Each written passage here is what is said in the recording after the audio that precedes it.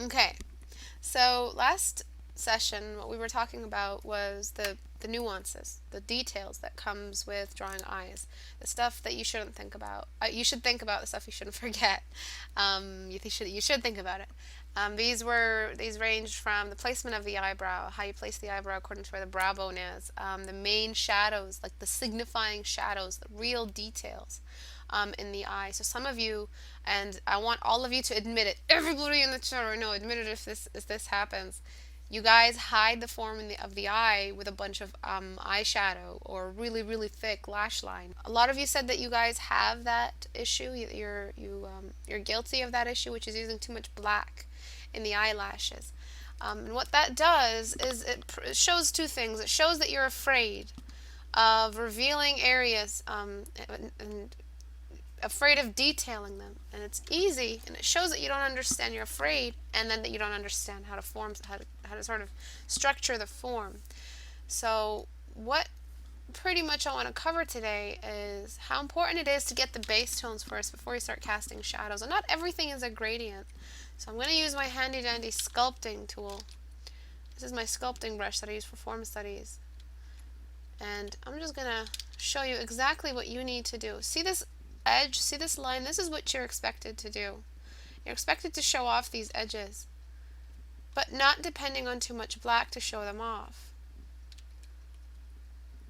So what you're responsible for is sculpting, preserving the shadows, but also preserving the midtones. The midtones are there to work as a plate. And if you're not using them as a plate, then you're going to always be either between a highlight and a shadow. And some of you do this. Some of you paint with a highlight or a shadow.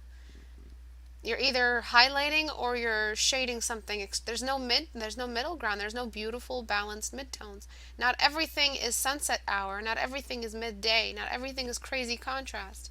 Not everything has sharp cast shadows. Not everything has soft cast shadows. You guys have to find that pretty, really, really appealing balance. And so in order to do that, what we do is we limit our shadows by giving them a temperature, and that's the temperature that we stick with, like this. So there is a shadow in between the eye, in between the eyebrows here. Let's get that shadow down first. And what I did was I got the spherical shape back in the eye. And if you don't place whites underneath the eye, not whites, but the whites of the eye, I'm not sure if it's called the cornea or that other thing, but this area here, if you don't show it underneath the eyes that you draw will always look like they're looking down. So if you want the eyes to look like they're looking up, you have to bring in some of that white under here. The next thing that you were missing entirely is the lower eyelid. Again, with the lower eyelid, it's just a comparison of two shades, where there's no line. It's just an edge that is not blended with the other color, and that represents the eyelid as being an edge. If you guys put your hands on your eyes and slowly tap your eyes up your cheekbone toward the lower eyelid, you see all of a sudden there's like a jagged edge. There's like the cheekbone, and then it kind of just, if you keep tapping your fingers this way, and then suddenly you're going in, and then that in suddenly goes up. That sudden 90-degree angle is what you're representing with an edge that's not blended. Also determine what kind of light source you're working with, because it'll tell you what's going to be revealed and what's not. Portrait Studio is going to be nice for that, because you can move your light source and you can just trust it and shift it around and see what happens just by like observation, just through trial and error. But right now we don't have that app available to us, so we just have to kind of make do with the fact that imagining the intensity of the light source and imagining that you want to create a flattering light source situation where the eye isn't completely enveloped in shadow, and not enveloped in shadow, but also still you're still showing off the form, so you still need a little bit of shadow, but not completely. That ideal light source situation is the one I'm always teaching you. It's the sort of Rembrandt kind of lighting, not extreme Rembrandt, and it's just symmetrical from the top down, a 45-degree angle. So that's the one you should be using. It's very flattering for the eye. A little bit of light down here. Remember, create the distinction between when you're drawing makeup and when you're not drawing makeup. Don't accidentally draw makeup all the time. So what I'm going to do now is I'm going to darken this whole thing. Basically just bringing down the levels to the same, just mid-tones and shadow, and I'm going to show you how to place in the highlights. So this is the mid-tone. I use the darken layer. Darken gets rid of all the highlight shades but keeps the darker shades. So it darkens only the highlights. But the shadows are immune from any change, which is really awesome for balancing your highlights. The top of the brow gets that highlight right up here. You always need to give the highlight, the eyebrow, a little bit of space between the eye. It can't just hover down right here beside the eye. It doesn't work like that. The eyebrow is not attached to the eye. Everyone write that back to me. It's a separate piece that is governed by a bone.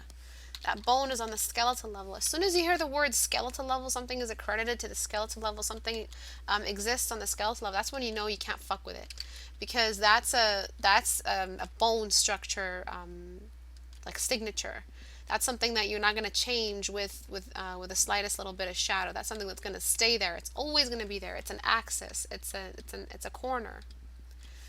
So don't mess with the brow bone. Make sure your brow bone is separated from your eyeball. It is part of the same eye socket. On the skeletal level, it is an eye socket. This is the whole of the eye socket. It's got a little bulge, and this is the brow bone. But the eyeball is not the brow bone, and the brow bone is not the eyeball. They're two different things entirely. The eyelids are not connected to the brow bone. Do not bring the brow and the eye in the same area, like some sort of like really anime or Vegeta kind of eye. Like don't ever make this mistake. Don't think this is how it happens in real life. There is a fine distinction on the skeletal level between the structure of the brow bone and the eyeball. Remember to have that necessary amount of space. So this is I'm just painting over your eye, but this is pretty much my ideal eye as well. And then I'm going to use the lighten layer. And you see I'm taking away all that black you guys are guilty of. I'm taking away all of that excessive dependency on the line. Remember that you are all dependent on lines still. Not until the day you separate from them and your lines are smooth and your lines are precise. That will be the day you separate yourself from dependency on lines. But until then, imagine, just take it by default. Take it as a given that your lines, you're depending on them. And assume at all times that that is your weakness. Because if you think about it like that, even if you're okay, you'll still critique yourself. You'll still question yourself. Am I really using as much black as I need to? Is this too much? Is this too little? So I'm going to get lighten, and what lightened layer does is I'm going to put it on midtones, and then I'm just going to brush over it. It's going to lighten everything. And again, this is another way to sort of test out whether or not you've been using all the black that you should. And I'll add the contrast in a little bit. But for now, let's just try to balance out the plate, the base tone, so that we're not depending on the black. Remember last time I said that when you don't take any chances with the pupil, never take chances with it. You just throw it right in there. With a hard round brush, right-clicking that hard round brush. Gonna click the hard round brush. I'm sorry. Oh man. Thank you, Drake. Fucking clown. Okay. So what I'm going to do now is just like I balanced these shadows here. So remember when I balance the shadows, when I balance the temperature of the shadows, all these shadows have a very similar temperature, very similar behavior, very similar shade. If I balance them, what happens is that can anyone tell me what happens if all the shadows have the same kind of temperature? You base all your decisions on Vegeta. Can anyone answer that question?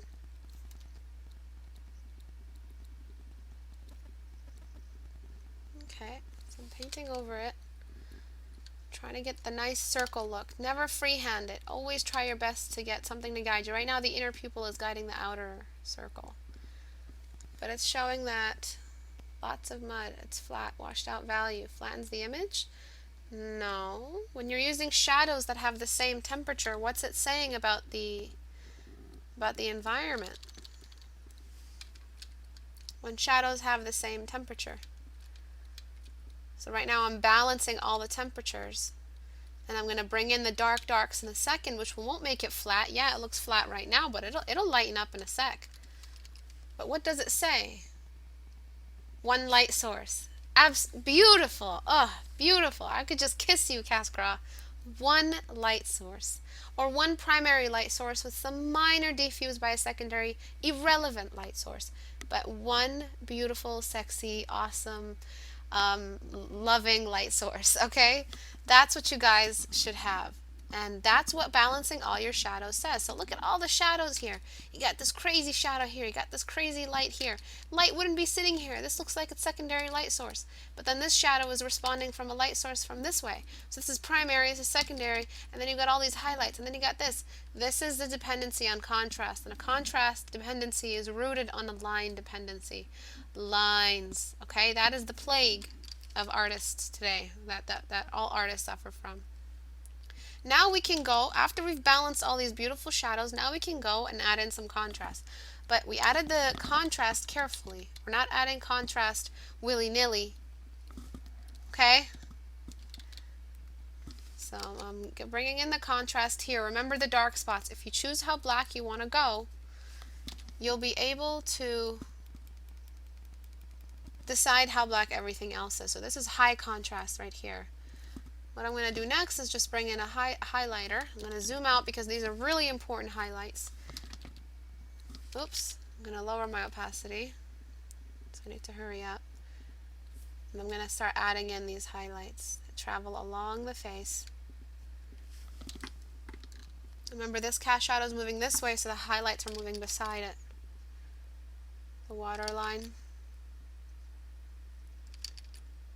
Oops, I'll fix it.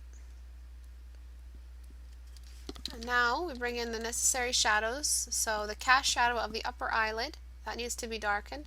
Also, if she's a brunette, or even if she's a blonde or if she's wearing makeup, she will have a cluster of darks where the lashes should be. Don't go in there and draw every single lash, please. That is the biggest no-no.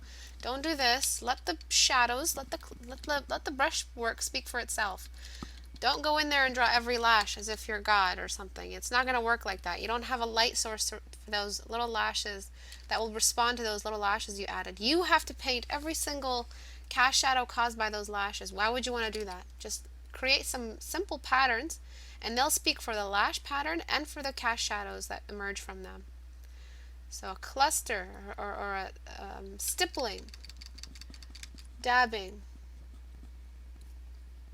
That's what's going to get you that realistic looking eye. And you see, the only darks we have are the darks that we've used, the ones that are really necessary. Instead of using all of this dark, it's not going to do anything for you. And then now, after we've established a cluster or two, we can throw in some minor suggestions of a lash line, just like this. Sorry about my soft brush. It's also really low opacity. By the way, I'm calling you out, Pineapple. Every time you post something on Google+, it doesn't let me download it, so I can never critique it for you. This is just the image that I downloaded, like the available image. It's not the actual file, so you need to find a way to make it accessible to me. I don't know if you've turned off downloads or something, but get that fixed, baby. Okay, so the lower lash line, it's going to get a little bit of shadow, and I don't know if you guys remember the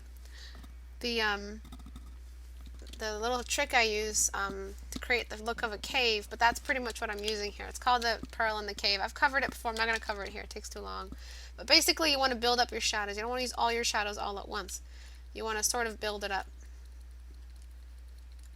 Okay, adding that highlight down here. If the eyebrows are darker, go for it. Make them darker. But remember, the only detail you're going to see of the eyebrow is in the areas where there is light. A lot of light.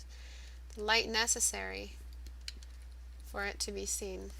This is really, really low quality image size. Yikes!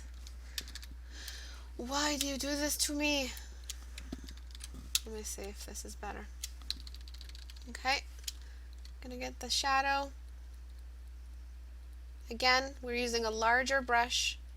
We're thinking about that bone structure and how the brow moves around the bone structure. We're also thinking about the fish bone.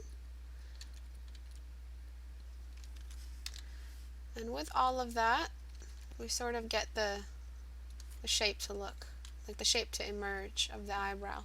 Making sure that you're lighter along the on-switch light, that little travel of light that travels this way, that little path of light, sorry, travels this way. Some of that light will be on, see a nice like unblended edge, like look at that. That's what I live for. You don't blend this. You don't blend this, and by not blending it, you're telling me the light is nearby and it's controlling everything. You don't blend this or this. This needs to go. Okay, some of this light will travel up and along the pupil. Make sure that when you add that shadow of the lower eyelid, it's not just a straight line. It moves along the curvature of the eyeball. Okay, this lash line right here, the water line, needs to go all the way in. Don't use a line for that inner water line. You guys get confused. You still depend on the line to define the separation between the white of the eye and the eyelid. If you, instead of using a black line, use a white line. That's the water line. I'm too zoomed in. Gotta zoom back out. Sharpen some of these shadows. It's good if you start flat. Everyone write that back to me. It's okay to start flat. Starting flat means you're really thinking about your shades. If you're starting flat and you're like, oh no, it's too flat, what do I do? I'm going to use more contrast. That's not going to, I don't know what the fuck that was, but that's not good. Don't do that, alright? Don't think like Vinny. Vinny's an idiot. Vinny doesn't know what he's talking about. Vinny failed art 5 times. Alright? Don't think like Vinny. It's good to start flat. Start flat like puberty. Okay. Alright, so next up would be where the highlight of the eye sits. This is where you can really have some fun. You can go all out, go anime, and add in some crazy highlight. This is where you can have a little bit of fun. Typically, what happens is that this part of the iris reflects up, and what we see is right here. How quickly did I just create Vinny? Like I just gave birth to him, spontaneous birth. Okay, so you see now we're starting to use those necessary amounts of dark, but we're using them only where they're needed. And here, Pineapple, your eyes are not spherical. They're not representational. They're very symbolic and abstract. Don't do this kind of eye anymore. We need to see that round. The round of the lower eyelid reveals the circle of the eye. Okay. Drake, can you private message me that because the chat keeps pushing it away? Instant regret. Yeah. Okay. Then what happens next is that this upper eyelid gets highlights on it, and those highlights reflect on the lower part of the brow. And the inner part of the eye here gets some highlights on it because it's extra oily. We talked about that last class. The eye is oily. And like I said, please don't forget to include everything that surrounds the eye as well. You're not going to really understand the placement or the neighborhood of the eye if you're not drawing everything else that surrounds it. So drawing that really will help you draw a better looking eye. And you see this temperature? I'm going to carry it all the way down. I want this temperature to be similar. Okay. And for the inner part of the eyebrow right here, you can throw in some extra little lines for the eye, but don't overdo it. And remember, beneath every single one of these eyebrows is a little fuzz, and that fuzz is the shadow. So don't forget the halo that surrounds eyebrows. Okay? And now if you want to detail, this is the only time you need to add in eyelashes. If you're this zoomed in, if it's like a super close-up, that's when you zoom in, and that's when you add in the little lashes. But remember, every single one of these lashes, you're responsible for representing its role in the light environment. Write that down back to me. The reason why I ask for you guys to write stuff back to me is so I can know you're listening. So whoever writes stuff back, I know you're listening. And it's the first guys who write it. I'm not talking about the guys at the end who copied everybody else. I'm talking about the first guys. You Vinnies. I know you, Vinnies. I know you. Remember, see, this line is really extreme. This is an extreme line. So what happens is, I usually in sketching, when I sketch by hand, I smudge it out with my fingertips.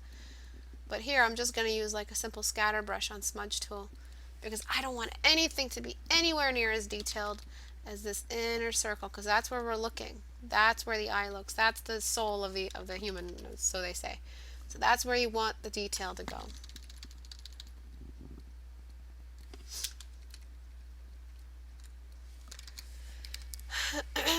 Those two eyes actually look really cool together. Yeah, like one is morphed and one isn't. Okay. As for how extreme this little line is here, this little line, this little edge can completely go away. But it would still look like you've still considered the under eyelid at least. For me, I don't like to completely smudge it away. I also don't like it to be completely detailed. So what I do is I give it a little bit of a smudge, but it's still present. What follows next is actually, let me detail down that detail on the lashes. What comes next is the cluster for the lower lashes, and only place, write this back to me as well, please. I need to know you guys know this, remember it. Only place the lower lashes after you've made sure you have a good tone for the lower eyelid. Don't draw the lashes and don't confuse the shade of the lashes with the shade of the eyelid. That's when you get that excessive darkness. So the lash, do the eyelid, paint the eyelid before you paint the lash. It's just like in real life. When you want to learn how to paint realistically, you got to think about the function. And that answers the question, what is the most important element of drawing the eye? So that you can attain maximum realism. It's function. Function is the way. Function. Function means how the eye blinks, how the eye turns, how it rotates, how it frowns, how it squints, everything, how it sees, how hair grows on it, how it is built.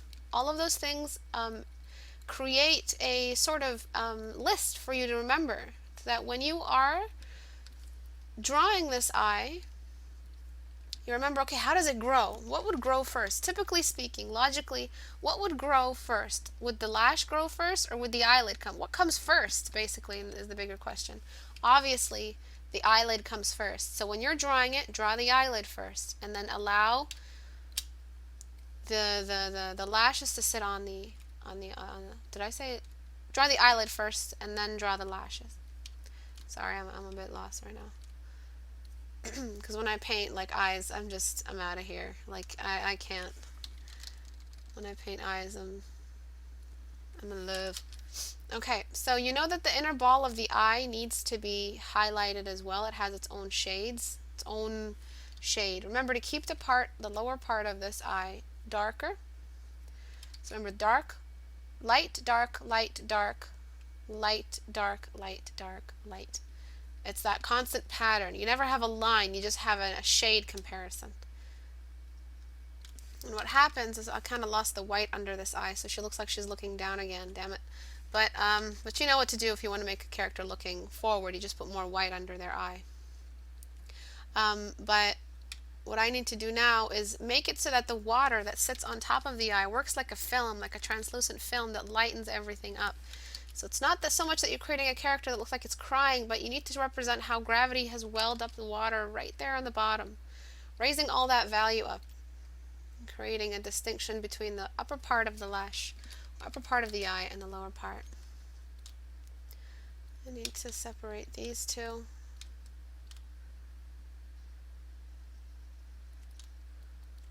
Okay.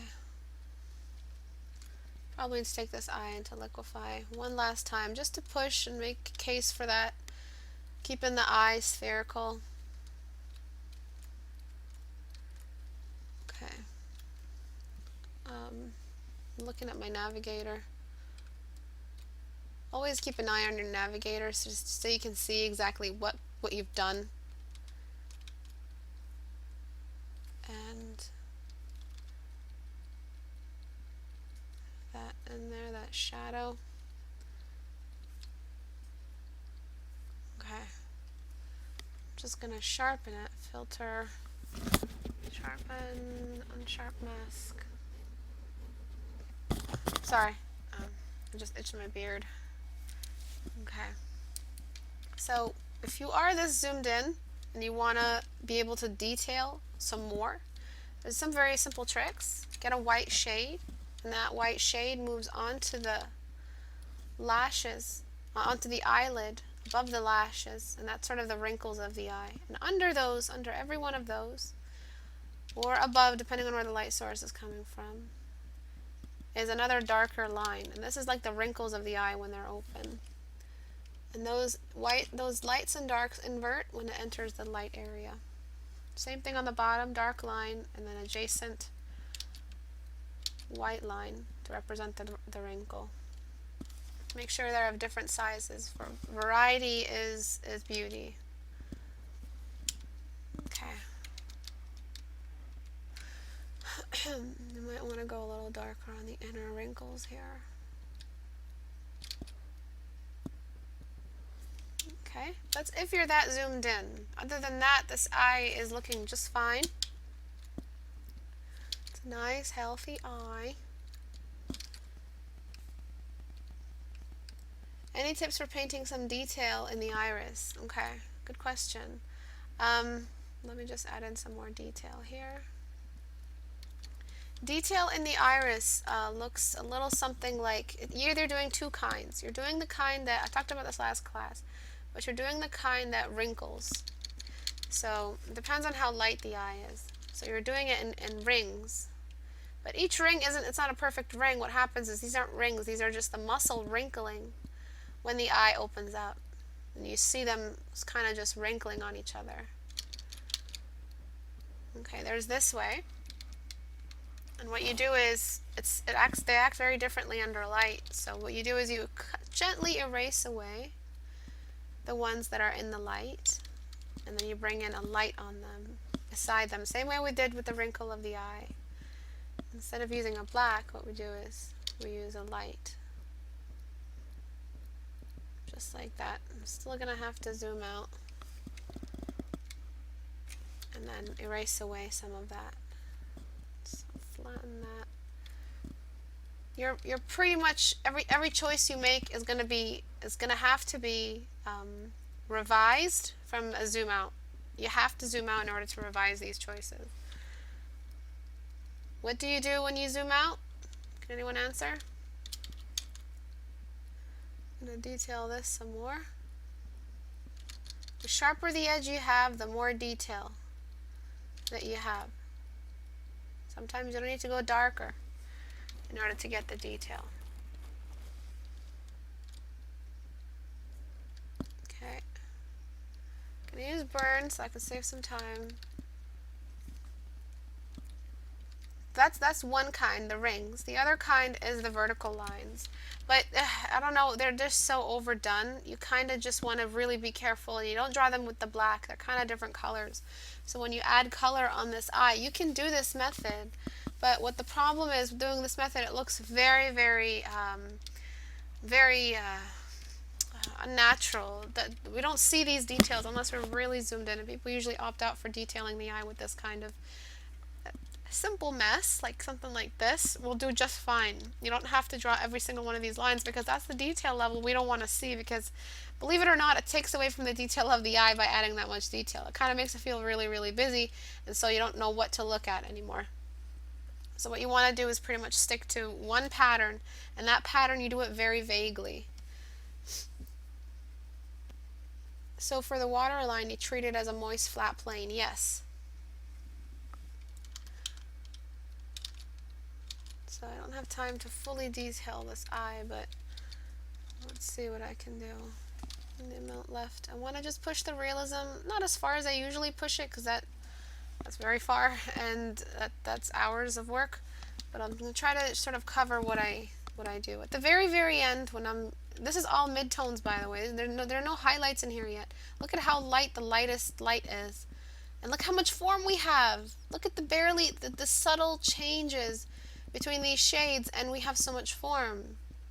We haven't even entered no man's land, stinky, ugly no man's land that should never be used unless there's a light source in the canvas. Okay, so I'm going to throw simple little strokes like this because I'm determining the limit of this highlight and where it sits. And it's only going to be on the highest highs. Not on the mid-tones, nothing like that, just the highest highs, which means brow bone. Look at how high the brow bone is, and the cheekbone. A tiny touch, because it's not a high, but it's wet on the waterline. And a little bit on the lower part of the eye, just along here. Is that? I'm going to take that one away, actually. And it's supposed to be a little bit here, but I'm very cautious with the eyelid. This is a very deep set eye, so that the eyelid is pretty much hiding under the brow bone, so the shadows should be there still. And sometimes I leave it just like this. I don't blend it in, but you guys can just blend it in your own way. I'm just going to use the blur tool, or the smudge tool. Okay, you got a lot of form here. More than enough form, more than enough realism. And you haven't depended on blacks to sort of overrun the image and hide what you don't know how to draw and represent your anxiety as you draw. This corner is higher than this corner. Making sure not to touch the iris. Keeping it circular and safe, because the more circular it is, the more the function is reinforced. That's how you draw a realistic eye. Keep it circular. Okay? I would do more work, but an example of this kind of eye that I've painted, I'm sure you've seen this painting. It's kind of my logo painting. It's on Twitch right now, but let me find it for you in higher quality. I think I have the file here. Empty eyes. This is the PSD. No. Empty eyes. This is the old version.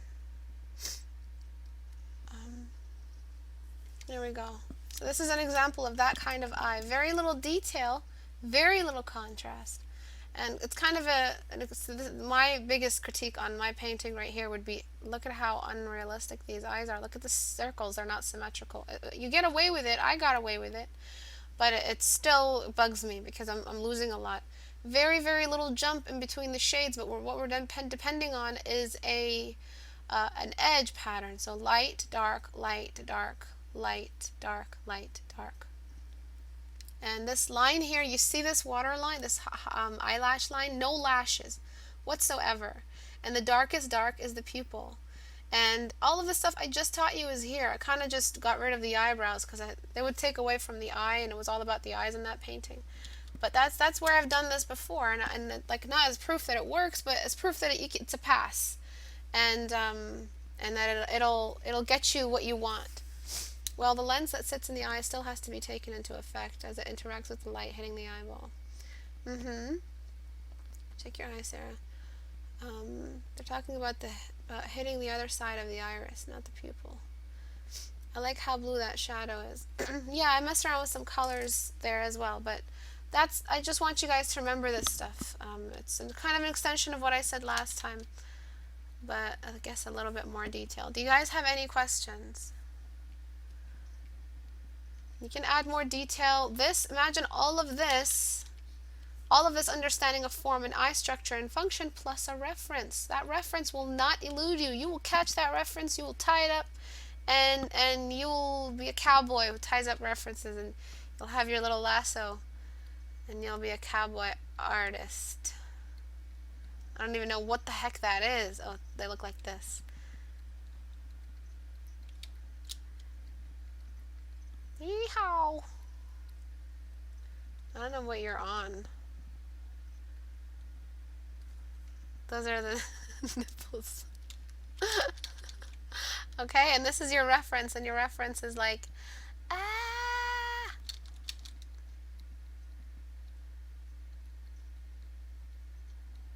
Help me!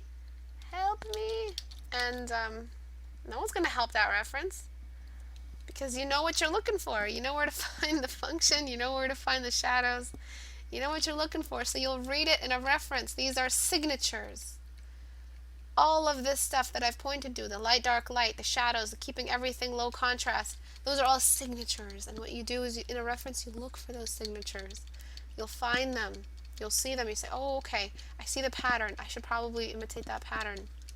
I see the function. I see that the eye is kind of hooded. Let me talk about hooded eyes real quick, because I think that was a question last time. Hooded eyes are basically this. You don't have that crease, you just have a shadow instead of that crease. Okay, and it's the same thing on the bottom usually. But that shadow is just, it's still there, that little crease of that shadow, but it's a little bit lower because there's so much fat sitting up here that it's caused the loss of that, like that push into the eye socket. So the eye socket really isn't visible anymore. So you do lose the spherical, but it's still there. You can still catch glimpses of it. So it's a harder eye to draw, no doubt. But you can still find the signatures there. Okay? I think that's it. Let me look again one more time. Come on. Any questions? Oh my god, I'm going fully all the way back. Why do we even have this much history? Okay.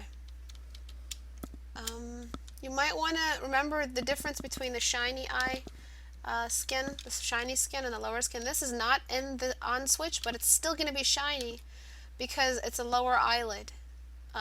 It's the lower eyelid doesn't end here or start here. It's all of this. This is all the lower eyelid. Okay. A little bit of shadows for either side of the nostril or the nose. It's not a lot. Remember, if you draw this rest of the face, it really helps you determine how to fit the eye into the skull, where it sits on the skeletal level, on the scullular level. I was going to say that because I'm an idiot. Okay. Any questions? Does it mean, or does that brush look like, you know what? What brush? What about dude eyes? Main difference between the two. I have a ton of videos on that. I can't cover that today. We're at a loss of time, but I'll find that video for you now. Dude eyes are very different. They're still circular. They're still functioning. They still function in a circular shape. What the fuck is this shit? But they are gender.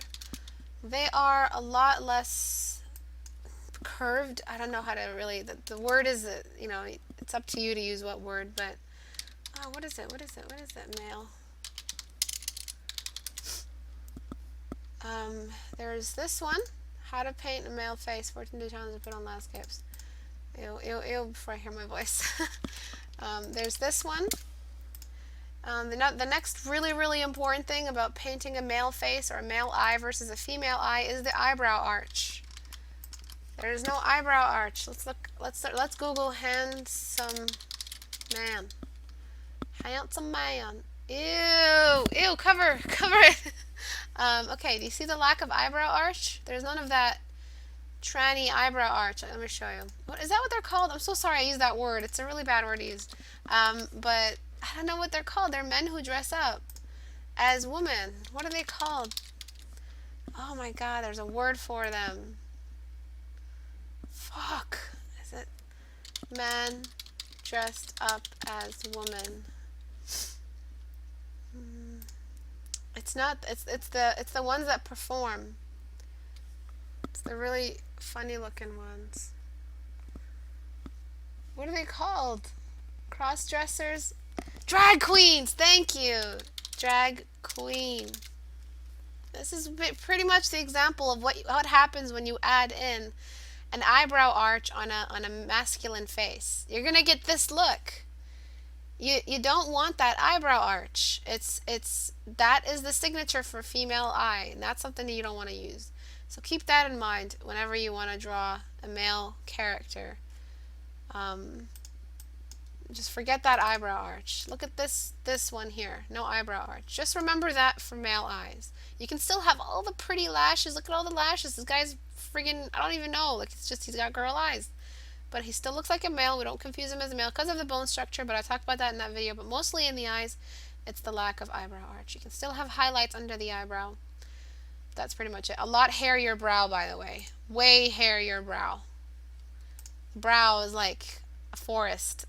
An unvisited forest. It's grown and no one's told it what to do. No plucks have ruined its majesty and hairiness. Right? That's it. Does anybody else have any questions? Please, I can't take. It's gonna be bad.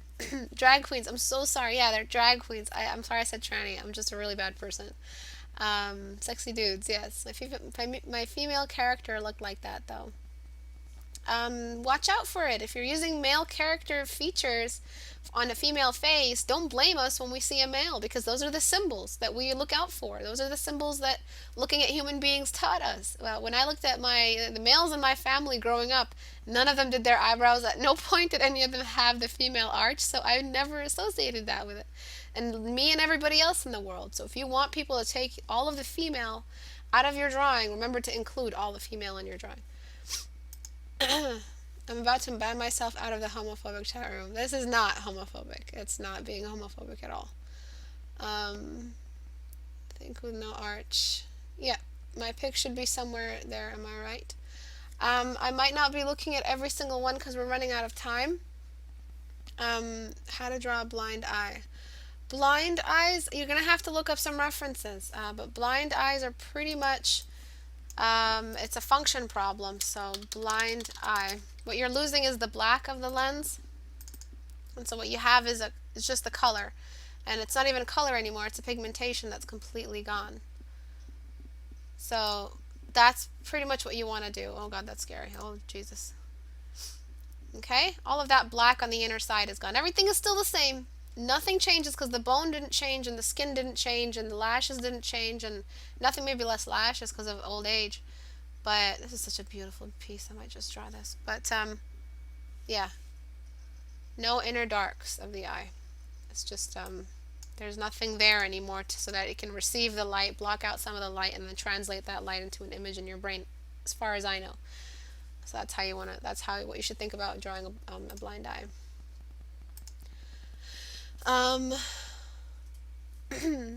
It's a clouding of the lens, exactly. Nightmares. Eyes with expression. I've covered a video on expression a while ago, and all of this stuff that you guys are asking is extensive kind of extra stuff. Most of the stuff I focused on today is stuff that has to do with how to draw the eye, the basics of it, but expression, I've covered it in another video with the face as a whole. It's mostly in the eyebrows. What the hell? No, that video is there. I know it's there. I made it. Where is it? Right here. Expressions. Just because I wrote expression doesn't mean you don't yield that result. So there's that. If you guys want to learn about expressions, I cover a lot about what happens with the eyebrow and expressions and what eyebrows do when it comes to the eyes. But mostly in the eyes, expression is a matter of squinting. How much of the pupil is visible, how much of the iris, I'm sorry, is visible, if there's a lot of white surrounding the eye or very little white surrounding the eye, and the eyebrows in combination with all of that. Let's take a look at a before and after. Sorry I couldn't look at everyone's homework. It's still good to do some eye studies. It's still a good idea. So don't, just because I don't look at your work, don't see it as a reason not to do the work. Let me image size 2000 is what I did, right?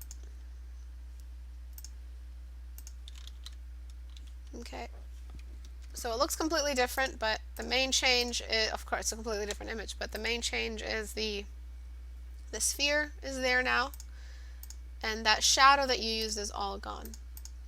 It's a completely different eye. Doesn't help, but that's the point. We're taking away all the shadow. Thanks everyone for coming. Don't forget to like and subscribe. Have a great day. Bye-bye.